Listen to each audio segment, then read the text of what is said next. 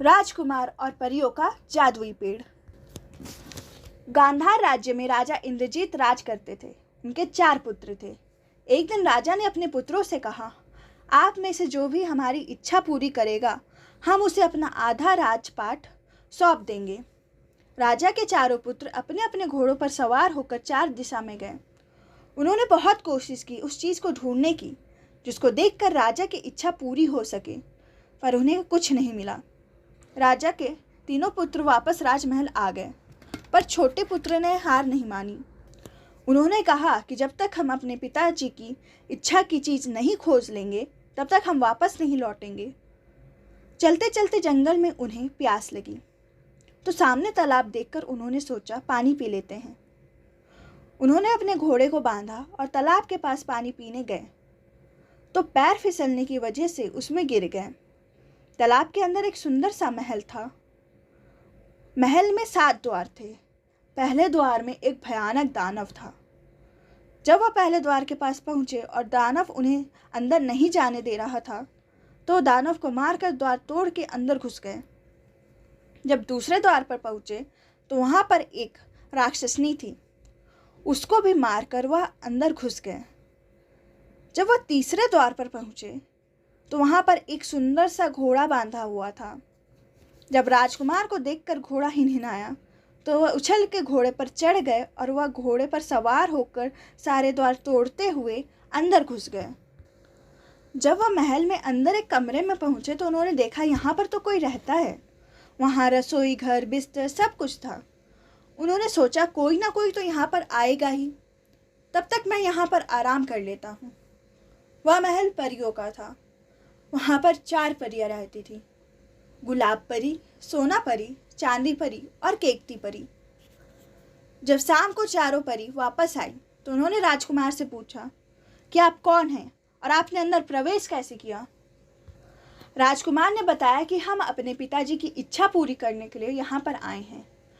परियों ने बोला कि ठीक है, हम आपकी सहायता अवश्य करेंगे। उसके पहले आप भोजन कर लीजिए, फिर हम आपको वह चीज़ दिखाते हैं। भोजन करने के बाद परियों ने बोला, चलिए अब हम आपकी सहायता करते हैं। गुलाब परी ने चांदी परी से नृत्य करने के लिए कहा। चांदी परी ने नृत्य शुरू कर दिया। गुलाब परी ने राजकुमार से कहा, जब वह अपने नृत्य में खो जाएंगी और हम आपको इशारा करेंगे, तब आप उनकी गर्दन काट दीजिएगा। जब चांदी परी अपने नृत्य में भिन्न हो गई, तब राजकुमार ने अपनी तलवार से उनका गर्दन काट दिया। तब उस जगह पर एक सुंदर सा चांदी का पेड़ उत्पन्न हो गया। फिर गुलाब परी ने केकती परी से कहा कि अब आप नृत्य कीजिए। जब केकती परी नृत्य करते करते अपने नृत्य में खो गई, तब राजकुमार ने उनकी भी गर्दन काट दी। फिर चांदी के पेड़ में केवड़े की पत्तियां लग गईं। अब गुलाब परी ने सोना परी से नृत्य करने के लिए कहा। जब सोना परी अपने नृत्य में खो गई, तब राजकुमार ने उनकी भी गर्दन काट दी और पेड़ में सोने के गुच्छे लग गए। अब सिर्फ गुलाब परी ही बची थी। गुलाब परी ने राजकुमार को अमृत दिया और कहा कि जब हम भी नृत्य करने लगेंगे तो आप हमारी भी गर्दन काट दीजिएगा और फिर यह अमृत हम सब पर छिड़क दीजिएगा, तो हम सब जीवित हो जाएंगे। जब गुलाब परी ने नृत्य शुरू किया तो राजकुमार ने उनकी भी गर्दन काट दी और हर जगह पेड़ पर गुलाब के फूल लग गए। राजकुमार ने देखा चांदी का पेड़, केवड़े की पत्तियां, सोने के गुच्छे और गुलाब के फूल। वह बहुत ही सुंदर, अकल्पनीय और अद्भुत दृश्य था। जब राजकुमार ने सब देख लिया तो उन्होंने अमृत सबके ऊपर छिड़क दिया और वह सब जीवित हो गईं। परियों ने पूछा, देखा आपने, यही देखने की आपके पिताजी की इच्छा थी ना?